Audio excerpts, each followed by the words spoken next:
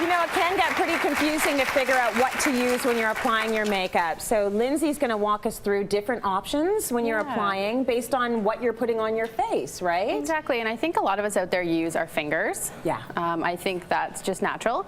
But what tends to happen is your fingers can transfer a lot of bacteria and a lot of different oils onto the skin, which is not necessarily great.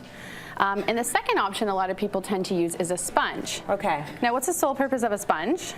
It's to absorb. Yeah. So half your makeup is actually left in your sponge, and it becomes very bacteria filled, and people use them over and over and over again, and that can get pretty gross, right? Yeah. Or actually, in fact, you're actually only supposed to use the sponge once, and if you do only use it once, then you've got a waste problem going on. Exactly. Right? So that's why we always recommend using a foundation brush.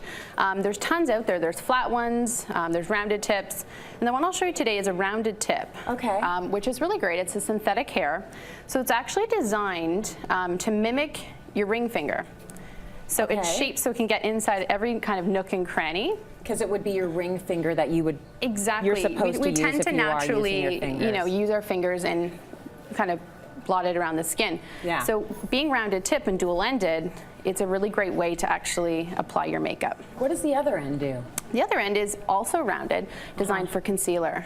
So you can get inside underneath the eye, and it's very easy, and the application process leaves no streaks. So even a brush for doing the concealer, because I definitely do concealer with the fingers. Yeah, and I think that's natural. That makes a lot of sense. And then trying to switch to any brush with a synthetic hair will help with no transfer of bacteria. Okay, and what brush do you have in your hand now? So this one's really neat. So this is actually a magnetic liner brush. It's a synthetic silicone applicator. Okay. So I find a lot of times the trend shadows that we use, they're really difficult to apply. Okay. So you have to use tools that are specifically designed for those. So if you feel it or you see it, it is silicone, so it's not hair. It's kind of deceiving when you first look.